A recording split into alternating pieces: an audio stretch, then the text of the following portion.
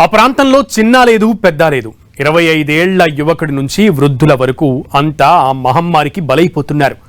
ఊళ్ల చుట్టూ పచ్చని పంట పొలాలు, ప్రశాంతమైన వాతావరణం ఉన్న మృత్యు ఘోష వినిపిస్తూనే ఉంది. యువకులు, వృద్ధులు, చిన్న పెద్ద, ఆడ మగ అన్న తేడా లేదు. అందరూ వరుస పెట్టి పిట్టల్లా రాలిపోతున్నారు. కోరలు చాచిన క్యాన్సర్ బారిన పడి ప్రాణాలు విడుస్తున్నారు. వరుసగా మృత్యువాత పడుతున్నారు. దీంతో ఆ గ్రామాల్లో ఏడాది కాలంలోనే పదుల సంఖ్యలో గ్రామస్తులు ప్రాణాలు వదులుతున్నారు. కుటుంబాన్ని విషాదంలో ముంచుతున్నారు. చేతికొచ్చిన కొడుకు, కుటుంబాన్ని పోషించే యజమాని, రేపో మాపో ఓ ఇంటివాడు కావాల్సిన యువకుడు, రిటైర్డ్ ఉద్యోగి, మనవులు, మనవరాళ్లతో హాయిగా శేష జీవితం గడపాల్సిన అవ్వలు, తాతలు, ఇలా చాలా మంది క్యాన్సర్ సోకి మృత్యువాత పడుతున్నారు. ఏలూరు జిల్లాలోని చింతలపూడి నియోజకవర్గంలో క్యాన్సర్ కేసులు భారీగా పెరుగుతున్నాయి. కారణమేంటో తెలియదు కానీ ప్రతి గ్రామంలో క్యాన్సర్ రోగులు ఉన్నారు. రాఘవాపురం, ఎండపల్లి గ్రామాలు ఇప్పుడు క్యాన్సర్ గుప్పెట్లో చిక్కుకుని వెలవెల్లాడుతున్నాయి. ఈ 2 మండలాల్లోని గ్రామాల్లో క్యాన్సర్ వేగంగా విస్తరిస్తోంది. దీంతో రోగుల సంఖ్య రోజు రోజుకు పెరుగుతోంది. క్యాన్సర్పై ప్రజల్లో పెద్దగా అవగాహన లేకపోవడంతో పదుల సంఖ్యలో వ్యాధి బారిన పడుతున్నారు. లాస్ట్ స్టేజ్లో తెలిసినా ప్రయోజనం లేకపోవడంతో చివరికి ప్రాణాలు విడుస్తున్నారు. పచ్చని ప్రకృతికి care of address Raghavapuram, Endapalli గ్రామాలు ఇప్పుడు క్యాన్సర్ రక్కసి కోరల్లో చిక్కుకున్నాయి. గత కొద్ది కాలంగా ఇక్కడ నమోదవుతున్న క్యాన్సర్ కేసులు, జరుగుతున్న మరణాలు స్థానికులను తీవ్ర భయాందోళనలకు గురిచేస్తున్నాయి. వయసుతో నిమిత్తం లేకుండా, ముసలి, ముతక, యవ్వనం అనే తేడా లేకుండా క్యాన్సర్ మహమ్మారి ఇక్కడి ప్రజలను కబళిస్తోంది. ఇళ్లల్లో దీపాలు ఆరిపోతుంటే, కుటుంబాలు రోడ్డున పడుతుంటే ఊరంతా ఒకటే గుబులు. రేపు ఎవరి వంతు వస్తుందోనన్న భయం రాఘవాపురంలో నెలకొంది. ఒకే వీధిలో 4-5 క్యాన్సర్ బాధితులు కనిపిస్తున్నారంటే ఇక్కడి పరిస్థితి ఎంత తీవ్రంగా ఉందో అర్థం చేసుకోవచ్చు. స్థానిక ప్రజలు తమ ఆవేదనను ఎవరికి చెప్పుకోవాలో తెలియక తల్లడిల్లిపోతున్నారు.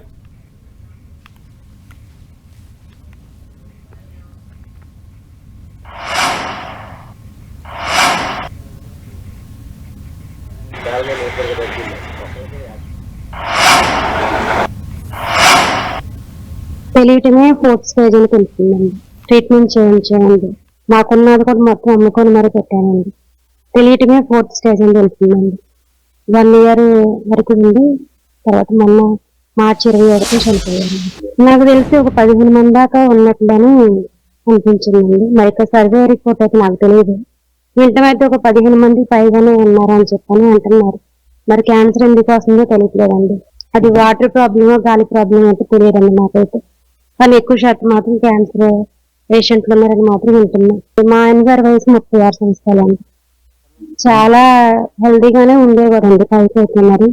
మరి అది వ్యాధి లోపల ఎప్పుడు స్టార్ట్ అయిందో తెలియదండి మాకు. ఉన్నది మొత్తం మాకున్న భూమి, బంగారం అంతా మేము అసలే పేదవాళ్ళం అండి. తెచ్చుకుంటేనే మాకు ఏదైనా. కానీ ఉన్నది మొత్తం ఆయనకే పెట్టామండి. అప్పులు కూడా చేసామండి చాలా మటుకు. ఇప్పుడు ఆయన లేరు. ఇంకా అప్పులు తీర్చుకుంటే బాబుని చదివించుకుని మాకున్నది అక్కడే బాబు.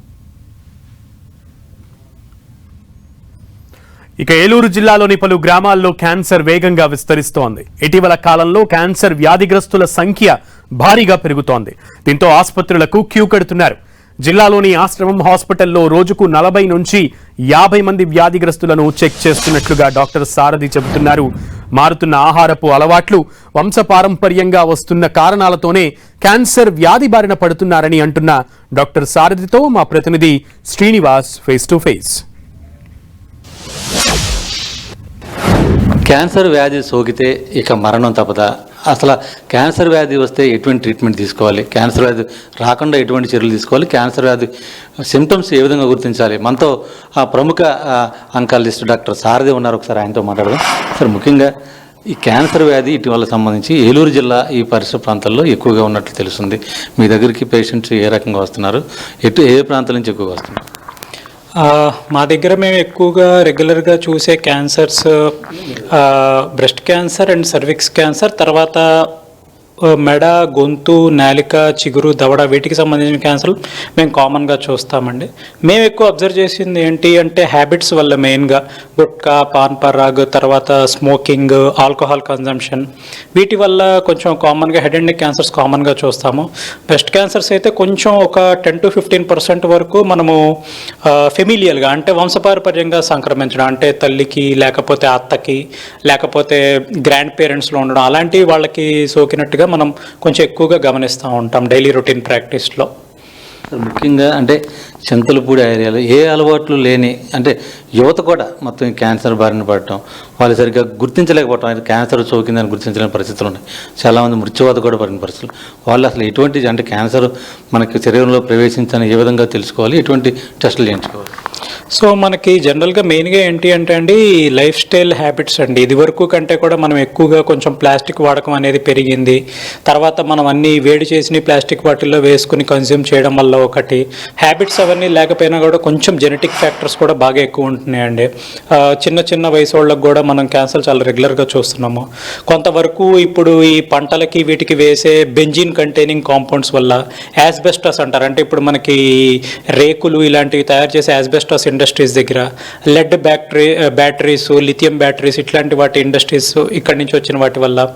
ఇంకా మాట్లాడినట్టయితే మనకి కొంచెం వేరే ప్లేసుల్లోకి వెళ్ళినట్టయితే ఇప్పుడు తెలంగాణ అటు సైడ్ కొంచెం సింగరేణి వర్కర్స్లో కోల్ వర్కర్స్ నిమోనియా, తర్వాత కోల్ వర్కర్స్లో వచ్చే సమ్ టైప్ ఆఫ్ క్యాన్సర్స్ అంటే ప్లూరల్ క్యాన్సర్స్, మీసోథిలియోమస్ మనం కొంచెం కామన్గా చూస్తూ ఉంటాము.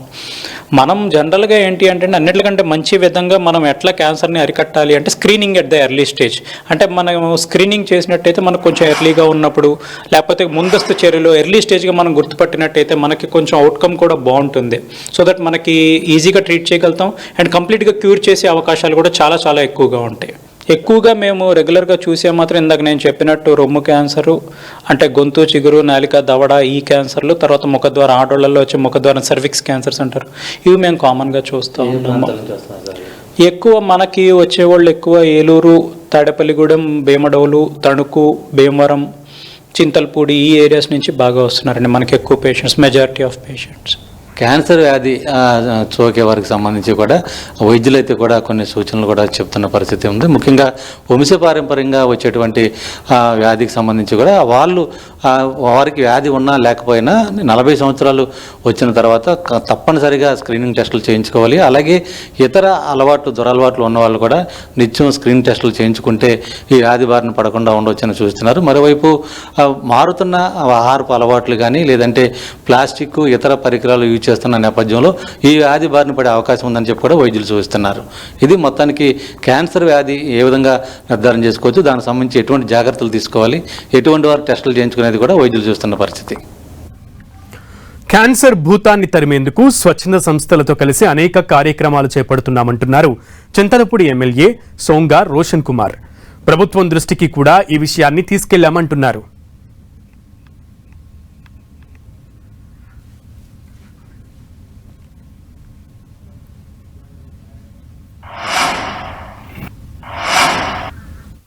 మిషన్ హోప్ అనే ఎన్జిఓ పెట్టినప్పుడు నేను ప్రతి మండలంలో కూడా చింతపూడి కాన్స్టిట్యున్సీలో మణిపాల్ హాస్పిటల్ వాళ్ళతోటి కొలాబరేట్ అయ్యి క్యాన్సర్ బస్ తీసుకొచ్చి ఇక్కడ క్యాన్సర్ మెడికల్ క్యాంప్స్ పెట్టి దానికంటే ముందు అవేర్నెస్ క్రియేట్ చేసి ప్రజల్ని ఈ యొక్క క్యాంప్స్ కి తీసుకొచ్చి ఆ బస్ లోనే టెస్ట్లు అలాగే స్క్రీనింగ్స్ కూడా చేయించాం. సో మన ఇండియాలో ఏంటంటే ట్రీట్మెంట్ కంటే ఈ యొక్క టెస్ట్లకి ఎక్కువ కాస్ట్ ఉంటుంది, ఎక్స్పెన్స్ ఉంటుంది, కాబట్టి అవి ఫ్రీ ఆఫ్ చార్జ్ ఇచ్చే విధంగా మేము చేసాం. ఇప్పుడు ఒక గ్లోబల్ ఆర్గనైజేషన్ గ్రేస్ ఫౌండేషన్ తోటి నేను పార్ట్నర్ అయ్యి వాళ్ళతోటి మన కాన్స్టిట్యున్సీలో టైమ్లీ క్యాన్సర్ అవేర్నెస్ క్యాంప్స్ పెట్టాలని చెప్పి డిసైడ్ అయ్యి రేపు జంగారెడ్డిగూడెంలో ఒక గ్రేస్ ఫౌండేషన్ అట్లా మిషన్ కొలాబరేషన్ తోటి అక్కడ పెడుతున్నాం. అన్నీ కూడా ఉచితంగానే వచ్చిన డాక్టర్స్ క్యాన్సర్ స్క్రీనింగ్స్ టెస్ట్ కానివ్వండి ఇంకా చాలా ఉన్నాయి, అవి కూడా ఫ్రీగా చేసి మరి ప్రజలకు అందుబాటులో ఉండే విధంగా టైమ్లీ ఈ యొక్క క్యాంప్స్ ఉంటాయని చెప్పి నేను తెలియజేస్తున్నాను. అట్లాగే ఈ విషయంలో నేను హెల్త్ మినిస్టర్ గారు కూడా మరి వారి దృష్టికి తీసుకెళ్లి మరి ఎందుకు ఇక్కడ కేసెస్ ఎక్కువ అవుతున్నాయి, దీనికి మనము గవర్నమెంట్ సైడ్ నుంచి ఎలాంటి అవేర్నెస్ కానివ్వండి లేకపోతే ప్రివెన్షన్ గా మనం చేయొచ్చో తప్పకుండా నేను వారితో మాట్లాడి సలహాలు తీసుకొని అటు ప్రైవేట్ హాస్పిటల్స్ తోటి అట్లా గవర్నమెంట్ సైడ్ నుంచి ఈ రెండు కూడా పార్ట్నర్షిప్ లో మరి యొక్క క్యాన్సర్ ని తగ్గించడం, అట్లాగే రైట్ ట్రీట్మెంట్ వారికి అందే విధంగా కృషి చేస్తున్నట్టు తెలియజేస్తున్నాం.